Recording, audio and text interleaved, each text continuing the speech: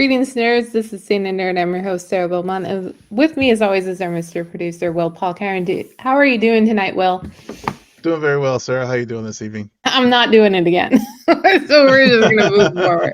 We're going to move forward. See, I knew that was going to happen. The moment you're like, no, we'll just do it again. You'll be fine. Yeah. I was like, oh, yeah. No, it's there, and it's just gonna get worse. No. It's not going to get worse because we have 3 amazing episodes we have to talk about with our 2 shows. With Peacemaker, we're back covering it again tonight, and also Gen B. So it can only go up from here. No, I don't mean that can get worse. I mean like the way I say the line. So if you were, yeah, that's what I meant. I wasn't talking about the show in general at all. Okay, fair enough. But as you've already started our topics, so we will go into Peacemaker Season 2, Episode 5, Back in the Suture.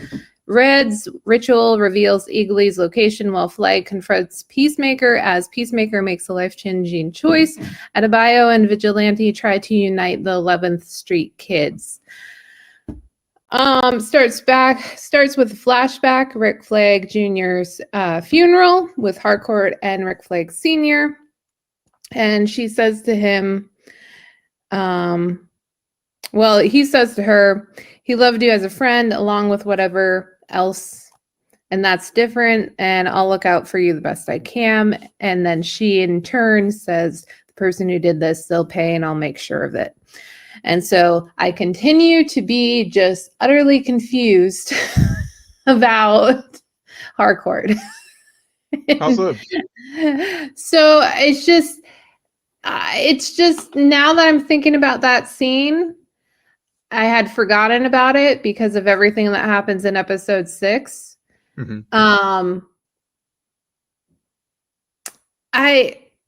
I guess it was in the heat of the moment she said it. She didn't really mean it though, because obviously she hasn't done anything about the person who killed him. So yeah, well, I mean, it was heat of the moment, and obviously, clearly this was at the funeral, so it was. Also in that scene, it was before she was, she was just gotten assigned to the 11th, what will then become the 11th Street Kids. Yeah. But yeah.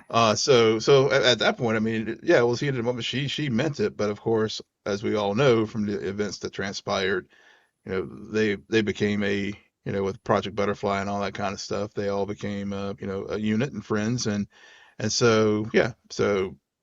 It all makes sense, especially, and it was also just good framing for things that like happen later in the episode, as far as as Chris is on the way to like meet her at the park, as we were wondering what would happen at when we talked about things that with episode 4 the prior week. I thought that was kind of lame. I didn't like the whole meetup sequence and everything. It just didn't work for me. I was like. And I was also very confused because I'm like, I'm pretty sure it was the middle of the night last we saw him heading to the park, and now it's daytime. And so it was like, how long did it take him to drive there? What is the distance? But that was just me. I was dumbfounded by that. That was very distracting for me during that whole sequence. Well, I mean, I know. Well, he had gone to his grandfather's cabin, so maybe it's just in another town or whatever. But didn't he run there? Or like I don't know the distance and the geography, and so that's why I guess they drove there, but I don't know. It was just confusing to me. So you're probably right that it did take them a while. Yeah, I mean, as far as the park sequence itself, we were wondering if she was, obviously she was trying to get back in the good graces of with Argus. She was just trying to get a job and get her job back and all that. But at the same time, she tried to warn Chris and used the code word. Of course, he's mad. He is trying to like find an answer to what from her what happened that night on the boat, and I guess he's just hell bent on finding that out, especially after he came back from the other dimension to to get that answer. And tough conversation right there with the whole gang ready there to take him all in, but at the end of the day, he kind of, I guess we did see Chris's like tactical skills and stuff, knowing that, it is a big open space. And I mean, I guess he did on some way did pick up on the cue as far as copacetic that, as he was running across the Yeah, park there, I mean, he was using right. all the people as decoys and stuff, so and protect himself. So even though Harcourt was giving him grief about it, he actually did get the message, but he just really wanted to, really wanted to talk to her. Okay. Is there in relation to this episode, is there anything else Harcourt and Peacemaker you want to talk about? Well, I mean, I think it just reinforces it's really just a foundational piece that really does set up things in episode 6. I mean, I think the 5th episode was really that sort of the real true, the true transition episode as far as pulling all the various chess pieces to the springboard for the last half of the season. So so we did get get her saving his life, and we learn more about Bordeaux just being a part cyborg, but and also just some great scenes between Adebayo and Adrian. Oh yeah, I meant like Peacemaker Yeah. and Harcourt. Was there anything else you want to talk specifically about them? I knew there was other stuff in the No. thing. Because we'll get back to Adrian and Adebayo, but Eagly, I've come to realize that after specifically episode 5, that last year or during first season Peacemaker, Eagly was arguably up there, top 3 characters. Eagly is no longer up there for me. I don't like it feels so much like a B story or a C plot. And all I can also think is, to go back to the point you just made, like, we have some great moments with Adebayo and Adrian, but they're so small and in between. And then there's these long sequences with what's his name? Red Saint Wild and Eagly. And I'm just like, Yeah. Why? Like, it doesn't feel balanced, especially with Adebayo. Both of these episodes, to me, I think some of my frustration is that I just feel like specifically her character has been so underutilized. And granted, she has some of the best scenes, specifically with Chris, throughout these 6 episodes, but simultaneously with her as a character, I'm just like, it's suddenly she's standing still. And I don't know. And it just has frustrated me, and it highlighted itself in these 2 episodes, with both Adebayo and just the uses. That's what I'm talking about, and how these characters are utilized in terms of the overall arc of the show. And I understand. I mean, when you're dealing with an ensemble, not everybody can have their episode, but we're at technically going into episode 7, the penultimate episode, and I feel like Adebayo, like, she's just in the background placing ads inadvertently to prostitute. Which is great, but a part of me, I was like, oh, are they going to actually go and meet with this person? And are we going to have this whole other? No, that didn't happen, because we had to deal with Eagly. And then meanwhile, they have to go and pick up Chris from Argus. And so I guess it's just, it doesn't, with a character like Adebayo, again, like I said, her moments are so strong with Chris that I just wish she was given more of it, or is given more to like flesh out really what's going on with her. And I feel as though she's been relegated back to an economist and even an Adrian. I mean, trust me, episode 5, I was really annoyed because I'm like, where are we going? Like, get to it. And episode 6 is also, I'm like, okay, we're here. Because in this episode, through a chain of events, or not in this episode, but essentially, like, Chris goes through the doorway, and that is not a pun. That's a literal doorway he walks through. A judo master follows, and then he closes it behind him, and he writes a letter. I love how Judo Master has to sign it and being like, okay, so obviously we all have to sign before we enter the doorway. Really? Well, okay. Yeah, well, at least with Judo Master is more, I guess the Cheetos, it was the giveaway with him, but yeah, Right. yeah, but I mean, as far as like, I get what you're saying about it with Adebayo, and I mean, I think, you know, to your point, I mean, it is, it is an ensemble show, and she does have some, I think, in between, she has some very like strong moments with each episode. I mean, yeah, screen time wise, may not be as much as clearly the real print, a lot of the emphasis this season is really focused, on Chris, and obviously he's the lead, but also even Harcourt with her, their story, and we so we get that, but I mean, I do like when they do have, Adebayo, because for example, I thought one of the great scenes that she had with this, episode 5 was with Adrian, and whenever not only, there was clearly the conversation on the steps, but then after when Chris went through the portal, Adrian just like just a mess, and so it's the first time he has ever cried. Yeah. Arguably. Arguably. Yeah.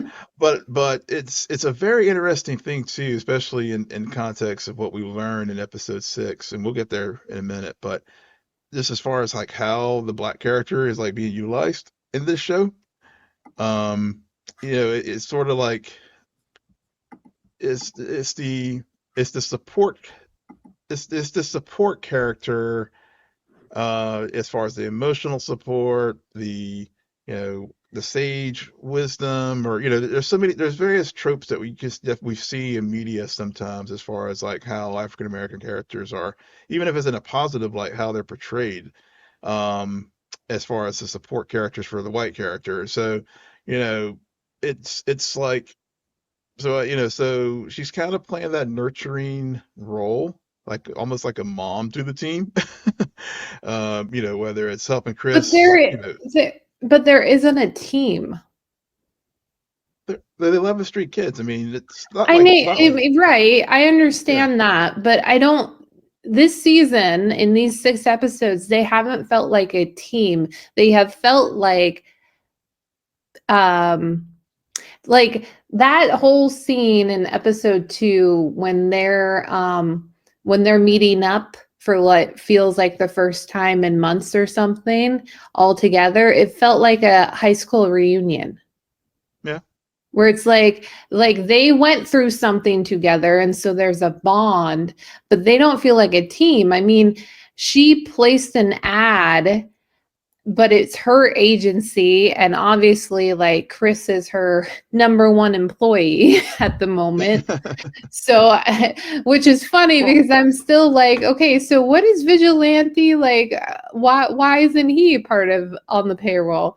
So I understand what you're saying, and you're making an excellent point, but I don't view them as a team. And I don't know if I just view her as, and I see her, and yes, she is nurturing, but it's more of like she's the glue as all of these people are going in these different directions. she's like trying to bring them back because very subtly she needs everyone she needs them back together, arguably as much as Harcourt needs to get a job in this field because that is all they know, and without it, what do they have? Because her mother has already disowned her. Yeah. Like, so, and her girlfriend kicked her out, and like we saw that relationship. So I don't know if it's it's the glue. I feel like she's glue, and she's pulling people back in. And somebody has to hold Adrian when he cries for the first time, because there ain't no way in hell it's going to be his mom. Nope. Even though his mom would gladly try, he would instantly stop crying. He would instantly stop crying. I mean, but I think I love your perspective about how they are taking those tropes of Black female characters specifically and kind of settling the background, utilizing her in that way, given the next episode 6, Ignorance is Chris. While Chris explores a dimension with his father and brother still alive, the task force scrambles to bring him home. Judo Master begins uncovering the unsettling secrets of the world.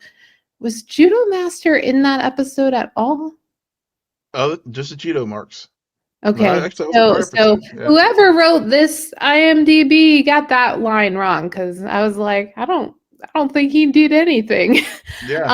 Meanwhile, Vigilante takes on the role of protecting Adebayo from threats that lurk within it. Okay, who wrote this? This makes no sense. No, because if we have anything, because they were all like, he was like hell bent on like, let's go. In the prior episode, let's do this, let's go to another dimension. And even when they got there, it was like, but Vigilante was like crying at the thought of never seeing his best friend again. And then when he realizes where his best friend go, he's like, maybe I can be another me in there. Maybe I get, he was hell bent on that. But I want to continue on this thought. And so, we're going to jump to the end. Because something that I found very, albeit unsettling, is we have spent time in this other place. So, and I don't know, but you definitely didn't tell me if you had heard this theory that the shoe that drops is the fact that the other world is run by Nazis. So what does it, and what my question is, and what I found unsettling is the fact that I didn't hear anybody theorize that. So what does that say about the viewer, that they much like Chris didn't see it and had to have it pointed out by Harcourt to be like, there like there are no people of color at all. What? So well, this is, I think there were some people theorizing, and some people did after episode 6 dropped. And some people did have some receipts where they did a few weeks ago call it. Okay. Yeah, there were some out there. And I was talking to, like maybe last week I was talking to someone, right prior to the episode, or that was their theory, but I think they were just repeating something they had seen on they spend a whole hell of a lot more time on social media than I do these days. So I did not, we always, going back to episode 3, I went back just to make sure. I was like, I listened to our discussion, because that was the episode he spent a lot of time, in there, and we both we knew something was off, Right. But I think we were really, I know I was really focused on, a lot of this, Chris's exploration, as far as learning more about himself, being the best dimension ever, and him being, all the adulation he was getting as a hero. Um, so, so I did, You didn't and clock it. I didn't clock it. And Yeah. honestly, it was almost like the Friends phenomenon. The Friends And so, phenomenon. yeah, as far as just like in media, like the The fact yeah. there that there were no other people of color cast in that universe, and it's sort of like it's just one of those things. It wasn't like, as a African American viewer, I try to like, I sometimes, I try to like, sometimes I pick up on these things, but other times there you may not. And then also, and it was sort of like, it was kind of like Chris, where, or in his own way, whenever, Harcourt was trying to explain it to him, he was, in a backhanded way, it was like, I don't see color, that kind of comment or whatever. Yeah. So, Yeah. so it was like, and it's something, and we'll get into it with Gen V, but I mean, it's sort of how like things in the media are done and portrayed, that you just sort of like subconsciously or consciously, it's just like, Yeah. something's off, but you don't, but until it was like, It has and to be and pointed out to you as because she was, yeah, because as she was clocking, yeah, go ahead. yeah, it was to your point, like the Friends phenomenon, or I think Seinfeld is another good example Hmm. of it. Hmm. But there are a lot of shows that are big successes, and then you look at the cast and you're like, not a single person of color. Yeah. What is that? And it's just so. And I think James Gunn knew that, and that's why this works. I will say though, as like, oh, okay. And it's just because if this show had come out with this last year, probably it'd be a Hmm. different point, different Yeah. conversation. I'd probably be Yeah. at more. But my mind instantly goes to the first episode of Paradise. And I'm like, Yep. Yep. I'm sorry, you've already been trumped. Yep. And it's so that was so good. Yeah. So it's just, but I think also, and another smart thing he did is, and I think I did point this out in an earlier conversation, with all the time that Chris has spent in the other universe, Hmm. we have yet to really see him have a one-on-one conversation with his dad. Yeah. He did. And if I recall correctly, it is made clear in the first season of Peacemaker that his dad is a racist. Oh yeah. Yeah, Oh, and oh yeah. full KKK member and all of that. So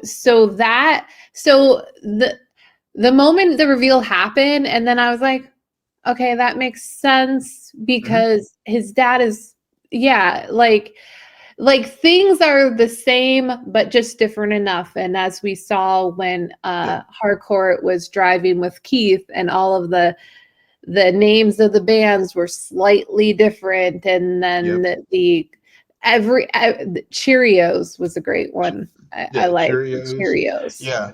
And then also like the Sons of Liberty was another like good red herring too, as far as because again, like calling them a terrorist group, and and thinking like, because I remember our conversation about the Sons of Liberty, Hmm. and in our Earth, in Earth Prime in the DC universe, they are the anti terrorist, they are a terrorist group and stuff. So so it's just like, okay, makes sense why Chris was like, why they were doing things, and all, and especially now when we learn, like, that they are, I guess the in Earth X, which also, we did visit Earth X in the Arrowverse, with Crisis on Earth X crossover. We it makes sense why the Sons of Liberty on Earth X are, what will be at least, the analog to our world is, Antifa, which was, as far as in the classical sense, as far as anti-fascist. So, from World War Does II, it yeah, does it make sense that Adrian is a part of them? yeah, it, yeah, Can we just go there? Can we just yeah. go to Let's go there. Vigilante Yeah, and Vigil? yeah. Oh my God.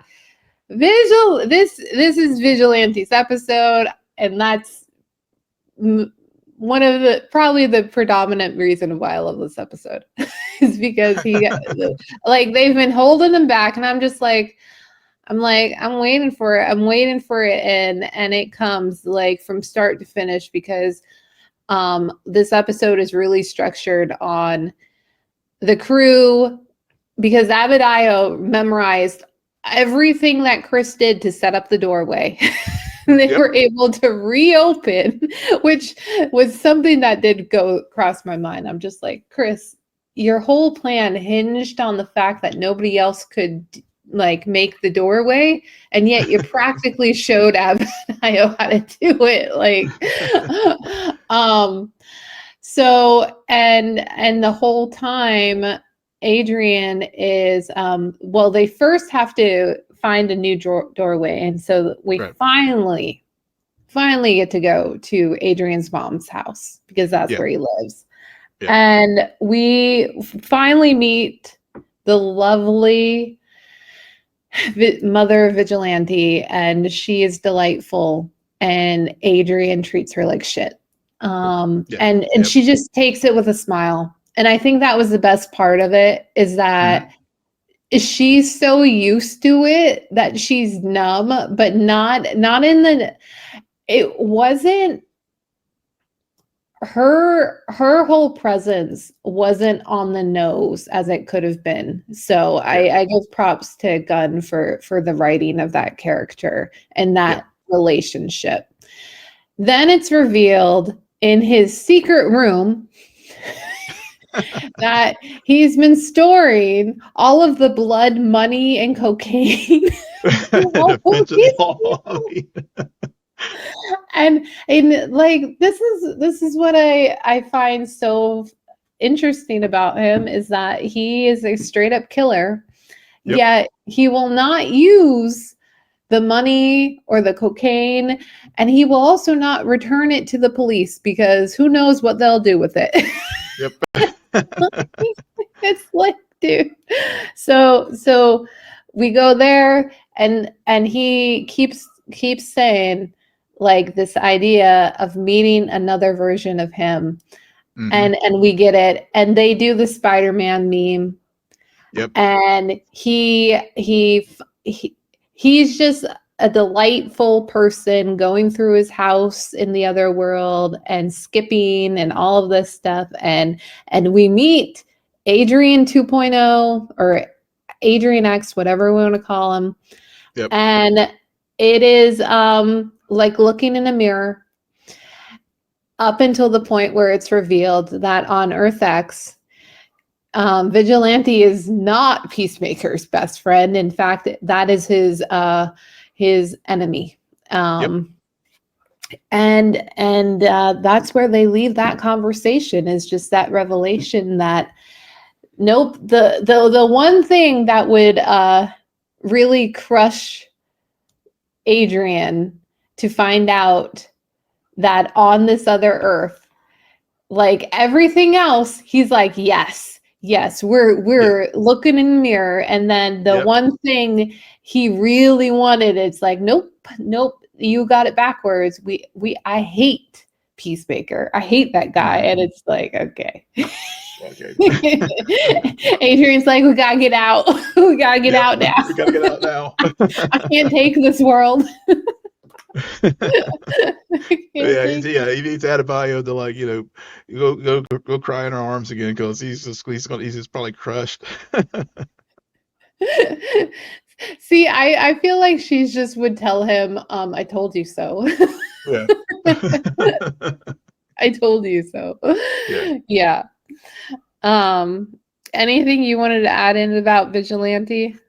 No, I mean the whole no. I mean, there's really not much more we could add there. The other one other thing too was just his little fantasy of with the Harcourt, where Is a lie. yeah, the whole lie, yeah, yeah. It's like, and again, to your I was just thinking that about that as you were talking about how well written the mom character was. Um, Mhm. because that that bit could have really gone in a, I think I heard someone mention this on their in a review I was watching that you know sometimes you need James Gunn needs to direct James Gunn scripts because in the hands of another director, I don't know if that bit would have worked as well if he hadn't directed episode 6. Because I think he just knows what tone that he wants there, and to your point, that's another scene with the whole vigilante piece that I thought was just pretty funny, and just sort of again the dynamic with the 11th Street kids. Maybe.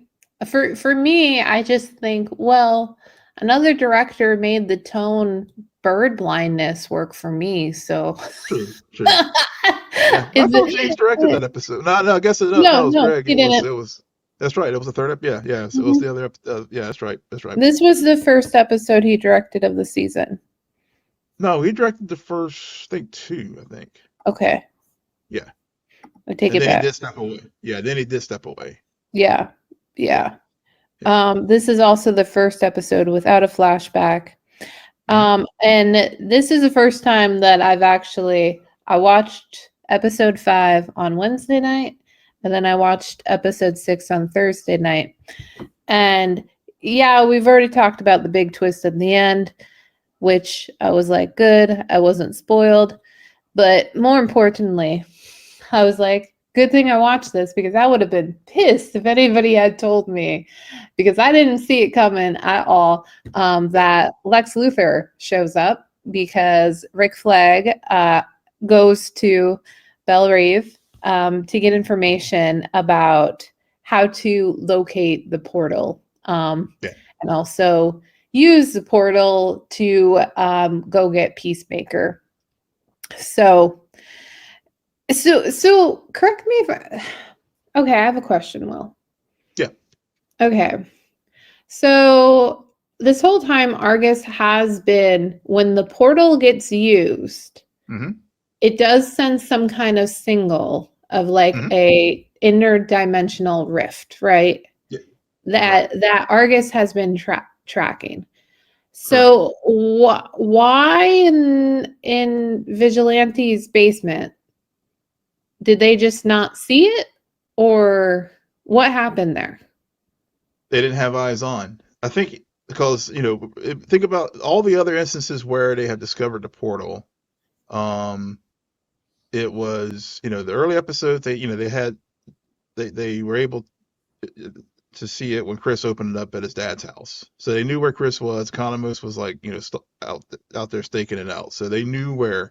And then later, Judo Master was able to follow them to the cabin, but due to the interference, as when Judo Master called back to Flurry, the coordinates, the signal got blocked.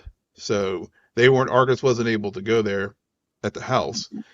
So so I think the thing is the so yeah they could, I think they have the equipment to like find a rift, but I think they still need to have like eyes on, and so Vigilante's off the grid.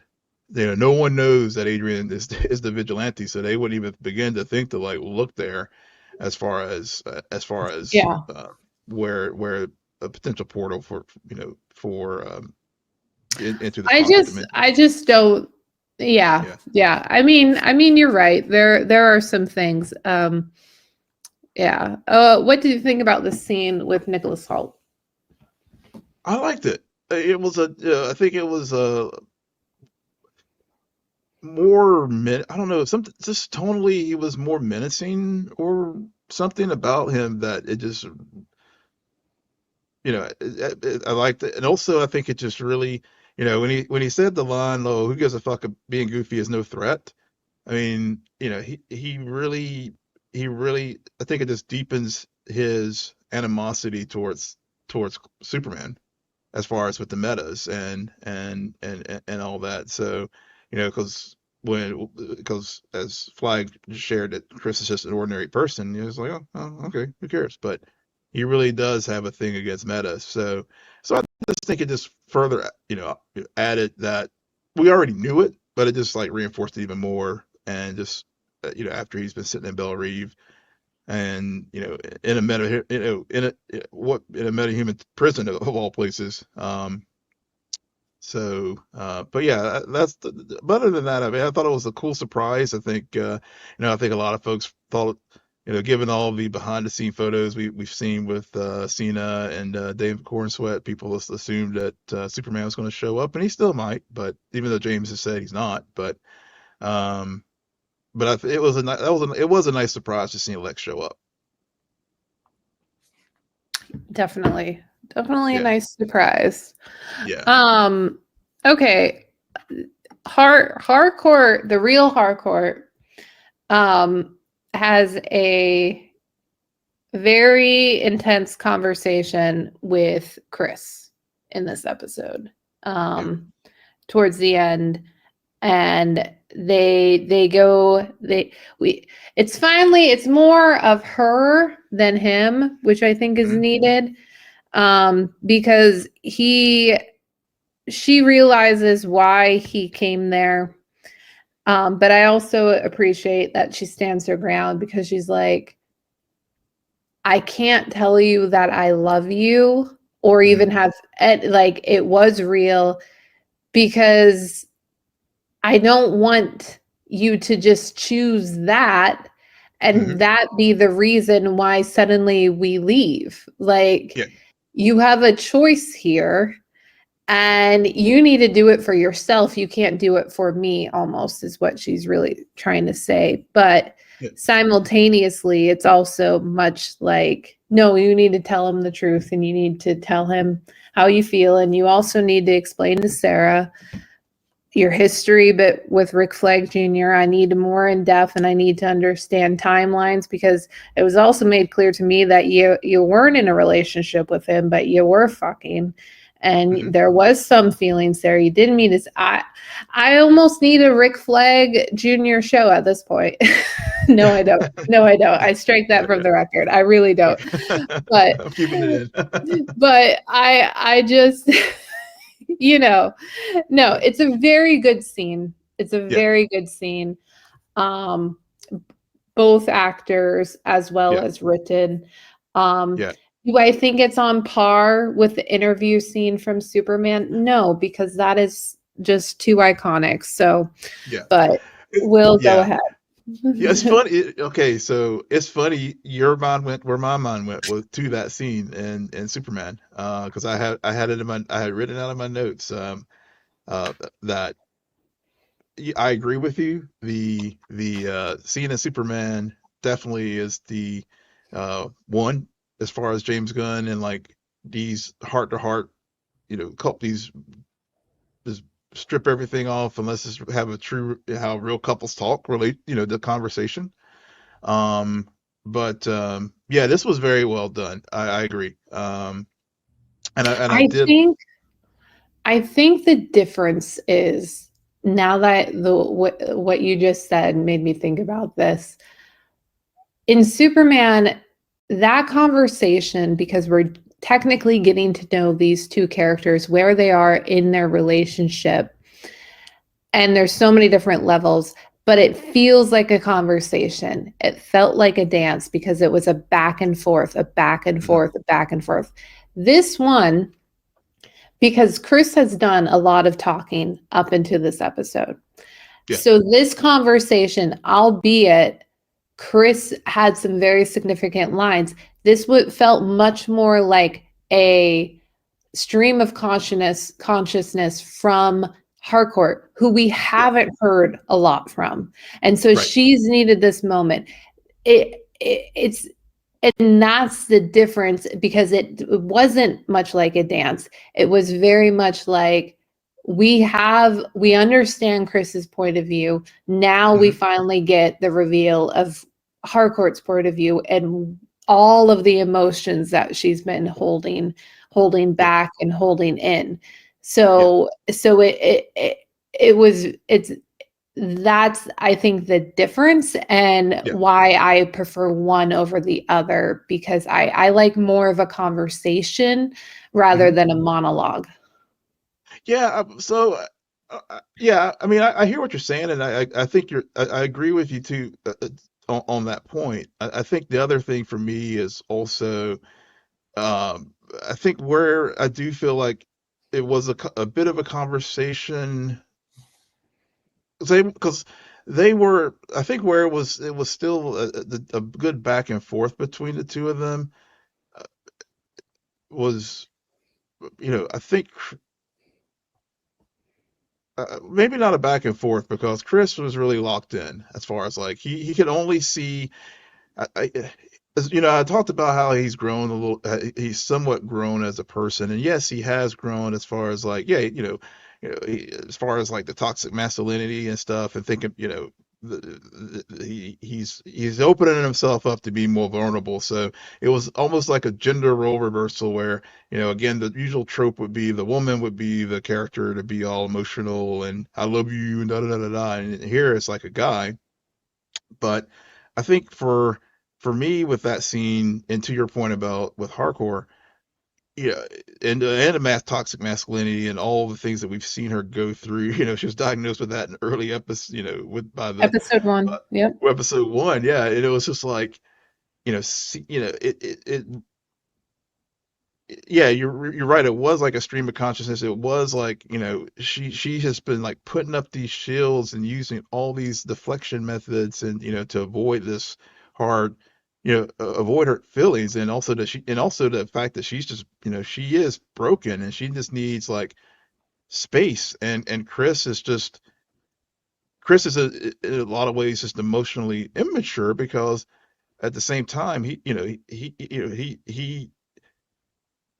like, on the one hand, he's like, I love you, Amelia, from Earth One, but if I can't have you, then I'll just like go over here in my little fantasy world. It's obviously before we, learn to reveal about what Earth X is, but he has sort of like, his backup plan as far as like this little world. So, I mean, I think from her standpoint, she's probably like, you're in love with the idea of me, but not me.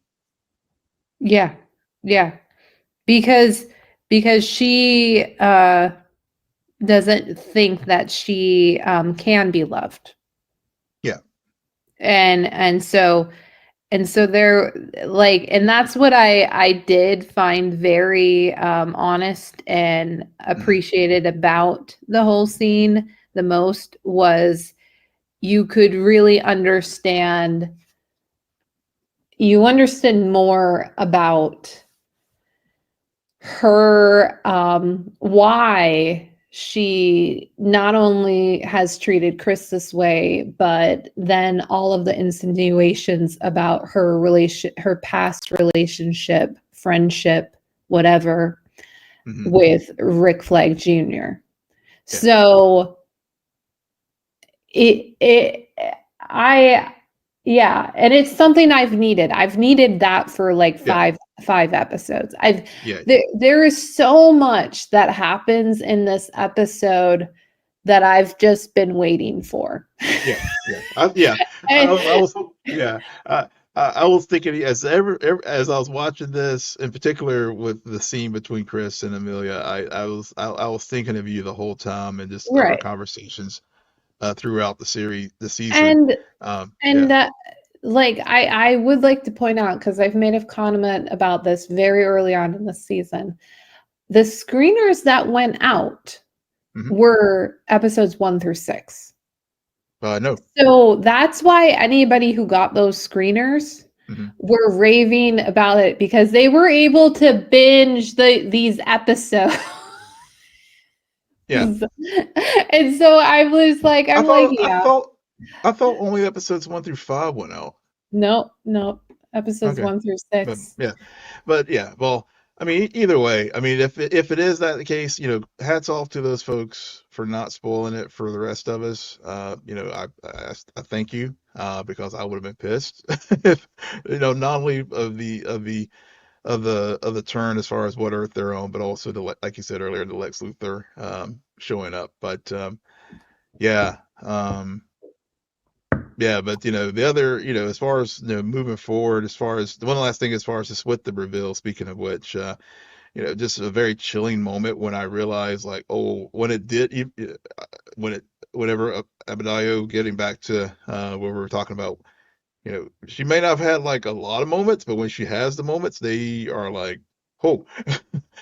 And so when she went for that walk and John, you know, I was a couple things. One, I was thinking when, it's good that she wasn't in the house, because if Earth X Augie had like seen her, he would have killed her right there on the spot. Right. Right. One. But whenever the lady saw her uh Yeah. and just did that Keith. stare, I was just like, Yeah. oh no, even before Keith, Oh because yeah, no, I know what you're immediately. talking about. I know what you're talking about. Yeah, The that's what stare. that's the moment when I was like, oh, there's the shot, Yeah. Yep. here's the drop. Yeah. Yeah, it really is that moment. You're like, okay, I know what Yeah. world we're in now. Yeah. Okay. Yeah. And Adebayo, then, no. yeah. Run. Yeah. Yeah. Run. Run. Yeah. Run for the Run. hills. Oh Run my for your God. life. And then Keith just like stopping and, screaming, one got out, the black. And I was just like, yeah, everything about that whole sequence, it was just chilling. But also, I do. It was very, different seasons, but also, we had that, we had a similar scene in season 1 where Chris was getting chased by the racist, with Augie's gang, in season 1, but with Adebayo and 2. Yeah, it was just everything about that. I was just like, and I know James going to talk. He said he talked to Daniel Brooks about shooting this and making sure she was comfortable with it. Because I just know me as a black man watching that, I was just like, holy fuck, this is messing with me right now. And I think anybody, so it's been very interesting just sort of seeing the dialogue online now with the reveal. Um, you know, again, how we've talked about how it's great when these shows like you know do throw some analogs and do throw some allegories and other things to make you think as a viewer. So not only you can be entertained, but also, it's a little message. So I'm very curious to see, it with the penultimate and the finale, as far as how James, like, now that we've had the big reveal, what is he going to do with it? How is he going to, land the plane with handling this alternate dimension, and how Chris is going to deal with it, and the things that Amelia, like, pointed out to him whenever they were in Argus, and he did see the flag with the swastika on it. All right. Well, that leads us into Gen V episode 4. What was this episode called? It was, I think it was called. I've seen it called Bags. Okay. Out Yes, there. Yeah. that sounds right. Bags. Yeah. VIP fight ticket confirmed. Warning: you accept all risks. All risks may be filmed and exposed to bodily fluids. Hotel rules: no outside drinks. Gender specific restrooms only. Enjoy VIP access because it is fight night between Jordan, the gender bender, and Marie, the blood bender. Wow. Yeah. I had to say, I do like the name the Bloodbender. See, I don't like either name. I'm just, Yeah. and I like how I wrote vendor, not bender accidentally. That was a typo. Yeah. Because this is what they did. This Yep. is how Vought changes the game, because just when Jordan thinks that they have the upper hand and reveal the truth about what happened to Kate. Yeah. nope, not well, Kate, to Kate. they say, oh no, now since you've decided to expose that, you were actually the one, we're gonna crucify you, call you a liar, and then have your girlfriend beat you up and hopefully kill you. Kill you. Like, call a spade, hopefully kill you. And it's just, this episode, and we're just going to start with Cypher because we have to. Because I said it last week. I was like, I think there's a high chance that he is human. And for a moment there, everyone thought he was, because Marie told us so. Yep. Marie told us so, and I was just like, well, duh.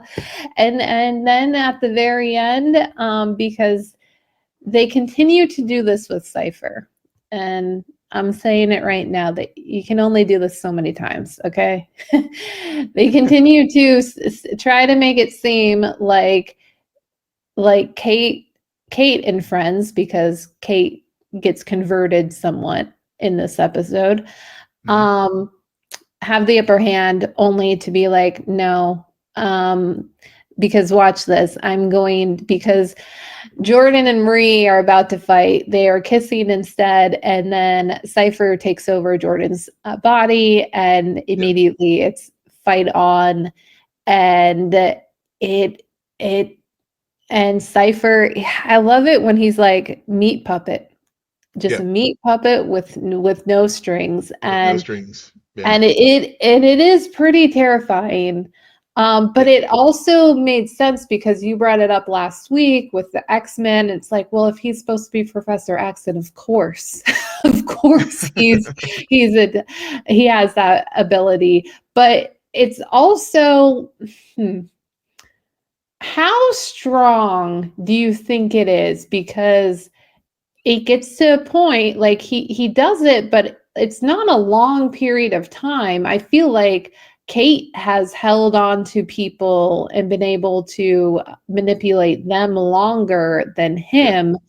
And I don't know what causes it, but he eventually loses. And I think it's because Jordan switches at some point. And then it like cuts the link, and that allows Marie to also not kill them. Or he, because because he definitely had control of Jordan. And maybe, and maybe in the pushing of Marie in the test, because because at first, he was like, don't kill the Elon, don't kill Elon. I can't remember the exact line, but don't kill Elon Musk. But don't kill the goat.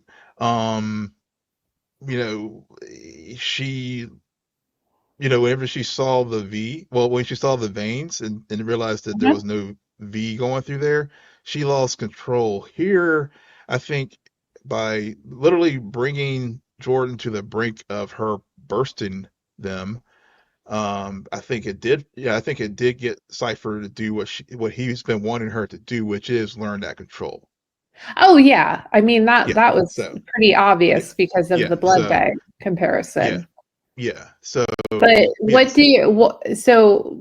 but I still don't know about his own ability and how strong he is. I think he's pretty strong. Maybe not Kate strong. I mean, even though Kate's been nerfed this season, and for obvious reasons, because but needed to happen. But I think he's still pretty strong. Or, and I guess I've seen some theories out there that maybe he's just a conduit for his father. Yeah. See, I think, and I was thinking this too, especially when they discovered the hyper chamber. I was thinking, okay, so if he's human, then the person in the chamber obviously is a soup. And say I was gonna say meta. Yeah. For a moment, I was like, it's not a meta in this universe. It's called a soup. Yeah. It's called something Yeah. else. So it's a soup. Yeah, unless Cypher's a soup. But I've also No, but Cypher is a soup, but there's still something that's not adding up. And I think that's why there's still speculation, because there's a reason why Marie thought he couldn't sense the Gen V.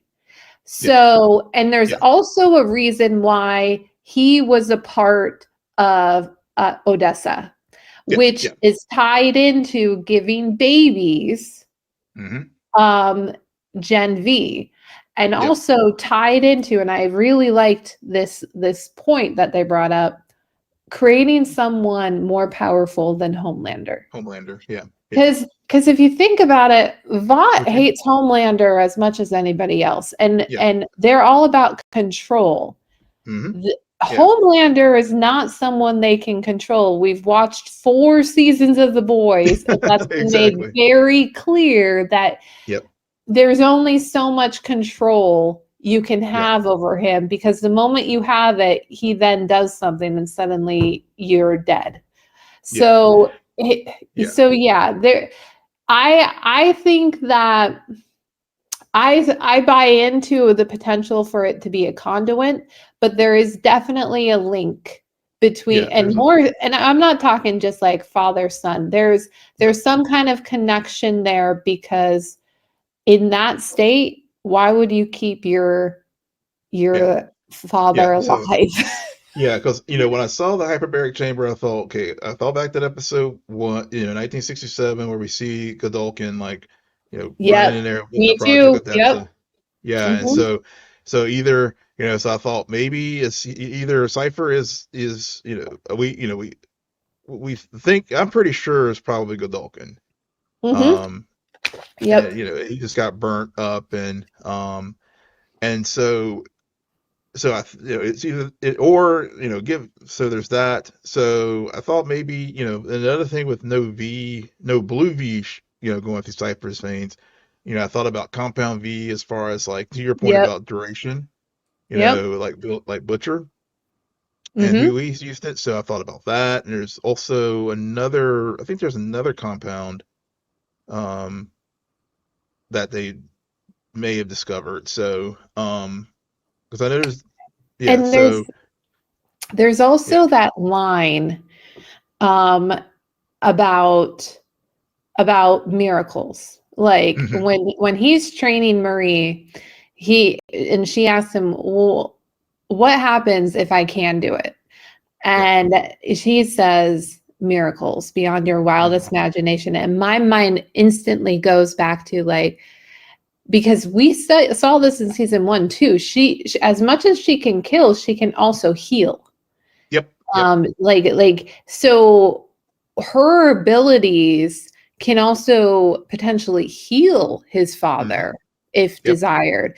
So there's something there too, that the pieces, they're doing a very good job of, granted it's only 4 episodes so far, half of the season, but I'm not frustrated. I'm just still curious.